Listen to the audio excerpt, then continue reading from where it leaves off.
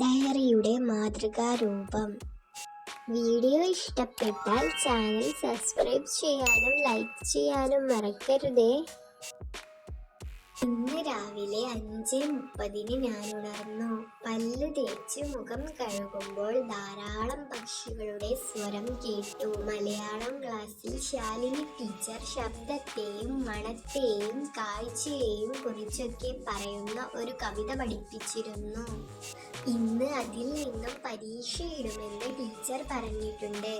ഓരോരുത്തരും കേട്ട കാര്യങ്ങളും കണ്ട കാര്യങ്ങളും എല്ലാം എഴുതിപ്പിക്കും.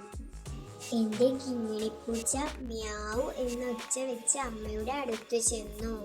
അമ്മ ഓടിച്ചു വിട്ടപ്പോൾ അവൾ കരഞ്ഞുകൊണ്ട് എന്റെ അടുത്ത് വന്നു. കാലിലുരുമ്മി.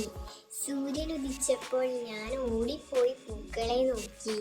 സൂര്യകാന്തി, ജമന്തി, റോസ് എന്നീ പൂക്കൾ വിരിഞ്ഞിട്ടുണ്ട്. ഇതെല്ലാം പരീക്ഷയ്ക്ക് എഴുതണം. ഞാൻ ഓടി വന്ന് സ്കൂളിൽ പോകാൻ ഒരുങ്ങി. ദോശയും ചമ്മന്തിയും കഴിച്ചു. ബാഗും എടുത്ത് ഞാൻ സ്കൂളിലേക്ക് പോയി. ടീച്ചർ ഹാജരെടുത്തു. പരീക്ഷ നടത്തി. ഞാൻ കണ്ടതും കേട്ടതും തൊട്ടതും മണത്തതുമെല്ലാം എഴുതി. ടീച്ചർ പോയി കഴിഞ്ഞപ്പോൾ വീരാനും ശ്രീകുട്ടനുമെല്ലാം അവരുടെ കാഴ്ചകളെക്കുറിച്ചും പരീക്ഷയെക്കുറിച്ചും അങ്ങോട്ടും ഇങ്ങോട്ടും പറയുന്നുണ്ട്. ഉച്ചയ്ക്ക് ചോറുണ്ടു. കൂട്ടുകാരികളെല്ലാം കറികൾ പങ്കുവച്ചു.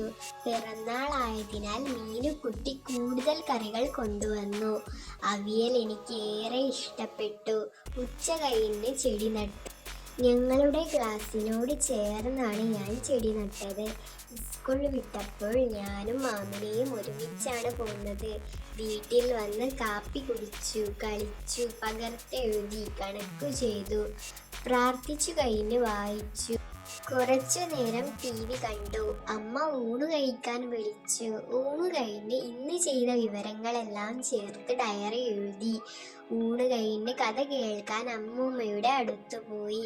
1-2 കഥകൾ കേട്ടപ്പോൾ ഉറക്കം വന്നു. അമ്മൂമ്മ പറഞ്ഞ കഥകൾ ഓർത്തുകൊണ്ട് ഉറങ്ങാൻ പോയി.